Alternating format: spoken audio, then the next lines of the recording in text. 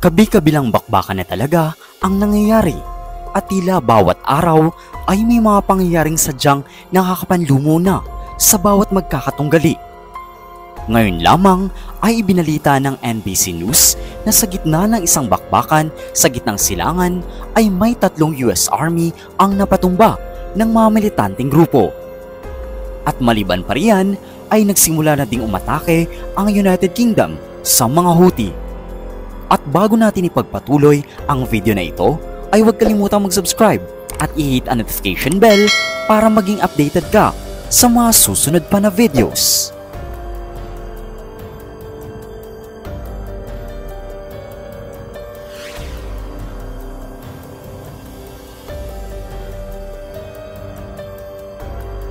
Naganap nga ang pag-atake sa mga sundalo ng United States sa Northeast Jordan, wherein dito nakabase ang mahigit sa 300 army ng Amerika. Ang nasa likod kasi nito ay mga militanteng grupo na puppet ng Iran. Sadyang nautakan talaga ang United States dahil gabi ang pag-atake nila at ginamitan din sila ng unmanned aerial drone.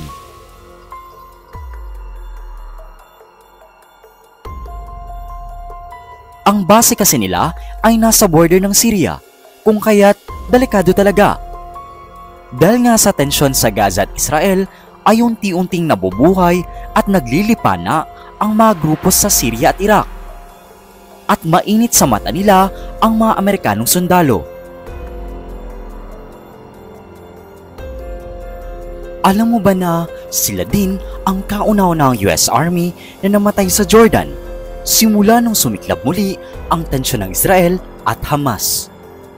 Ang mga sundalo pala na ito ay nakabase sa Jordan upang ituloy ang operasyon laban sa mga ISIS.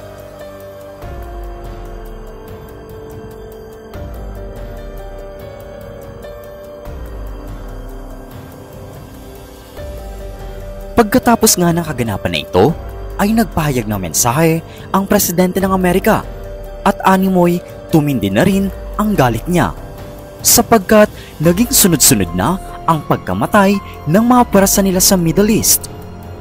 Isa sa tumatak na salita ni Biden ukol sa balitang ito ay ang "We shall respond." May kliman ito pero malalim ang katagang ito.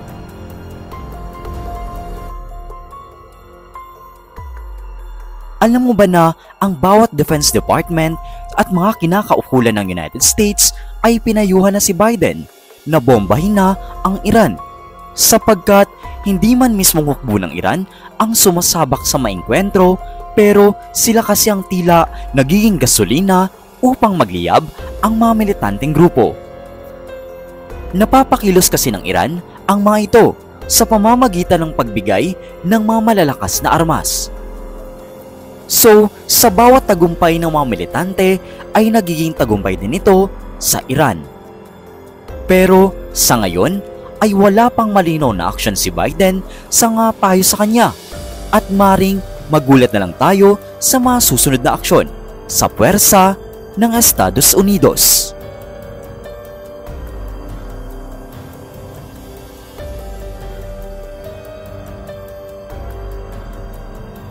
At ayon naman sa panig ng Islamic Resistance of Iraq ay aminado sila sa mga drone attack sa Al-Shadadi sa Syria, Al-Rukban at Al-Tanf sa Syria at Jordan border, at maging sa Zevulun Naval Facility sa Israel. Pero wala pang malinaw na kumpirmasyon kung Islamic Resistance of Iraq nga din ang siyang grupo na nagpabagsak sa 3 US Army sa Jordan. Sadyang gigil na talaga ang United States dahil maging ang kanilang Senate Intelligence Committee ay nagsasabing targetin na din ang Tehran, which is ang kabisera ng bansang Iran.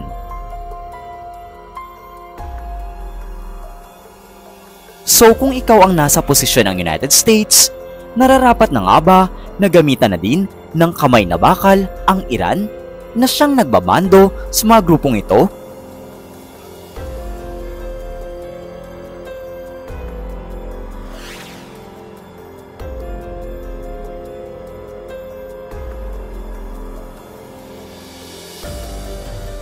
Kung ang pwersa ng United States ay napatumba ng Iranian-backed militant, ang United Kingdom naman ay pinasabog ang mga unmanned aerial drones ng Houthi. Alam naman natin na itinagana sa bato ng mga Houthi ng anumang barko na dadaan sa Red Sea ay kanilang wawasakin, lalo na't kung ito ay konektado sa Israel, United States, at United Kingdom. Nito nga lang ay namata ng mga Houthi na naglalayag ang HMS Diamond ng mga Briton sa Red Sea. At walang kaabog-abog ay agad silang nagpakawala ng mga drones. Pero dahil aware ng mga Briton na anytime ay may pag-atake magaganap, kung kaya't agad nilang napabagsak ang mga kontroladong drones at walang nasaktan sa kanila. Napansin mo din ba na ang mga grupo sa Jordan na nagpabagsak sa 3 sundalo at ang pag-atake ng Houthi sa United Kingdom ay parehong gumamit ng drones? Well, hindi ito coincident dahil isa lamang ito sa mga ebidensya na mayroon talagang nagsusupply sa kanila ng mga armas. Sadyang nakakatakot na din at advanced ng ginagamit nila dahil nakaprogram na ang mga pag-atake na ito na ginagawa nila.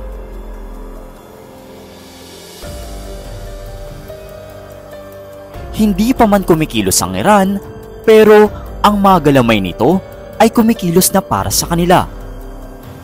Hindi na rin biro ang mga pamamaraan nila dahil ginagamit na ng bawat isa ang teknolohiya para makapagsagupaan.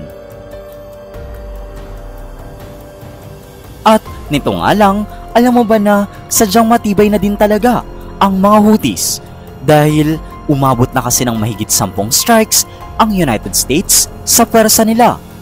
Ngunit hindi sila nagpapatinag at tila wala pa ding balak na huminto sa mga operasyon nila.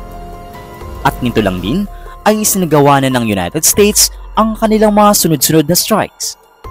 Inutos na din kasi ng Embahada ng Amerika na atake ng Houthi gamit ang mga fighter jets. Sabay-sabay naman nag-take off ang mga FA-18 na fighter jets mula sa kanilang mga aircraft carrier. Pinalibutan ang buong lugar ng mga armadong fighter jets nito at inatake nga ang mga target. Sa pagkakataong ito ay tinarget ng US na pasabugin ang mga lugar kung saan nakaimbak ang kanilang mga armas at maging ang mga anti-ship missile launchers nila. At ilan pa lamang yan sa mga detalye ukol sa magkabilang pag-atake ng mga militante sa mga world-powered countries.